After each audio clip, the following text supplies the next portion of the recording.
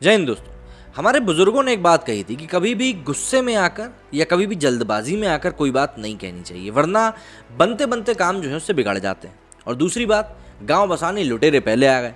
अब आप बोलोगे कि भैया हिंदी का इतना ज्ञान दे रहे हो, मुद्दे की बात पे भी तो आ जाओ। तो मुद्दे की बात पे अब आते हैं।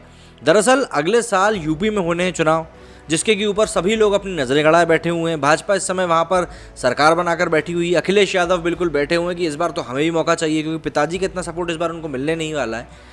लेकिन यहाँ पर जो सबसे ज़्यादा, अब अगर आप ये कहोगे भाई बसपा का नाम क्यों नहीं लिया, तो यार बसपा जो है ना, इस बार मेरे को लग नहीं रहा कि इतनी ताकत से लड़ पाएंगे। तो अब इस बार समीकरण क्यों इतने ज़्यादा बिगड़ गए हैं? वो इसलिए बिगड़ गए हैं क्योंकि असदुद्दीन ओवैसी की यहाँ पर एंट्री हो गई। तो ओवैसी साहब ने ये कहा कि भाई हम 100 सीटों के ऊपर चुनाव लड़ेंगे। अब ओवैसी साहब का चुनाव लड़ने का मतलब ये है कि जो अखिलेश यादव का एक पक्का कट्टर वोट बैंक है, वो कहीं ना कहीं उनके हाथ से छिटक जाएगा। और इसमें सबसे बड़ा घाटा जो है वो होगा अखिलेश यादव को। ओवैसी साहब जीते ना जीते वो बात की बात है, लेकिन एक बात ज़रूर है कि आज़म खान के लिए जो नाराज़गी लोगों के अंदर आई है अखिलेश यादव के प्रति, उस नाराज़गी को भुलाने का काम यहाँ पर ओवैसी साहब बहुत इत्मीनान से करने वाले हैं। जाहिर सी बात है, कुछ ना कुछ प्रतिक्रिया तो निकल के आएंगी। तो ऐसे में हुआ क्या, जब ओवैसी साहब ने डिक्लेयर कर दिया कि हम 100 सीटों पर चुनाव लड़ेंगे, तो उनके मंत्रियों ने उनकी लुटिया डुबाने का काम शुरू कर दिए। अब यहाँ पर लुटिया डुबाने का काम किया है एक साहब हैं वकार करके। तो असदुद्दीन ओवैसी के नेतृत्व वाली ऑल इंडिया मजलिस ए इतिहास उल मुस्लिम मतलब AIMIM के नेता असीम वकार ने कहा है, सभी राज्यों में उप मुख्यमंत्री का पद पूरी तरीके से मुस्लिमों के लिए आरक्षित होना चाहिए। उन्होंने सपा, बसपा, कांग्रेस से इस मुद्दे पर अपने विचार स्पष्ट करने के लिए भी कहा। AIMIM नेता का कहना है कि पार्टियों मुस्लिमों से वोट को मांगती हैं, लेकिन जब उसके बदले डिप्टी CM पद की मांग की जाती है तो उन्हें समस्या होने लगती है। ये पूछे जाने पर कि क्या उत्तर प्रदेश में ओवैसी की पार्टी के गठबंधन साथी पर इस पर सहमत होंगे, वकार ने कहा कि ओम प्रकाश राजभर में उन्हें ना नहीं कह सकते। उन्होंने कहा कि देर सबेर सभी राजनीतिक दलों को मुसलमानों को डिप्टी CM पद देना ही होगा। ये भी एक अच्छी ज़बरदस्ती है। कांग्रेस नेता राशिद अली ने वकार के बयान पर प्रतिक्रिया देते हुए कहा कि असदुद्दीन ओवैसी को पता होना चाहिए कि इस तरह के सांप्रदायिक बयानों से बीजेपी को ही फायदा होगा। अलवी ने कहा कि यदि आप वास्तव में मुस्लिम समुदाय के शुभचिंतक हैं तो कृपया खुद को यूपी की राजनीति से दूर ही रखें तो आपके लिए बेहतर होगा।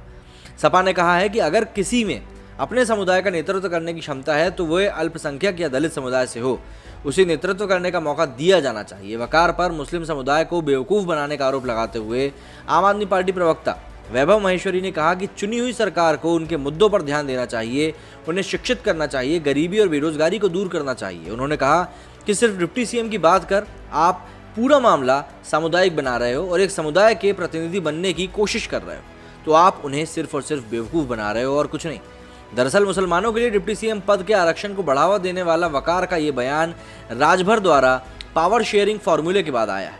राजभर ने उल्लेख किया कि 2022 में उत्तर प्रदेश विधानसभा चुनाव में संकल्प मोर्चा संगठन की जीत होने पर हर साल अलग अलग समुदाय से मुख्यमंत्री CM होंगे। इसमें गठबंधन के सभी भागीदारों के लिए समान प्रतिनिधि सुनिश्चित होगा। उन्होंने कहा कि अगर हम 2022 में सरकार बनाते हैं तो हम स्पष्ट करते हैं कि 5 साल में 5 मुख्यमंत्री होंगे, एक मुस्लिम, एक राजभर, एक चौहान, एक कुशवाहा और एक पटेल होगा। हमारे पास 1 साल में 4 डिप्टी CM और 5 साल में 20 होंगे। अब ये जो बड़ी बड़ी बातें की जा रही हैं, इन बड़ी बड़ी बातों का आधार कितना बड़ा है ये तो खैर आने वाला वक्त ही बताएगा। लेकिन एक बात तय है, इस तरह के बयानबाजी अगर ओवैसी साहब की पार्टी की तरफ से आती रही तो इसका जो सबसे बड़ा फ़ायदा है वो वाकई में सिर्फ और सिर्फ भाजपा को जाएगा और किसी को नहीं, क्योंकि अखिलेश यादव की तरफ से वोट ऑलरेडी कट चुके होंगे और इस तरह के फालतू बयान करेंगे तो ओवैसी साहब भी अपने खुद के वोट काट लेंगे। तो फ़ायदा किसको होगा? बीजेपी को। आम आदमी पार्टी वहाँ पर इतनी सक्षम नहीं जितनी पंजाब में है। आपका इस पूरे कथन के ऊपर क्या कहना है, आपकी क्या प्रतिक्रिया है, मुझे कमेंट सेक्शन में ज़रूर बताएं, क्योंकि आपकी राय मायने रखती है। मेरे इस वीडियो फिलहाल इतना ही। जय हिंद, जय भारत।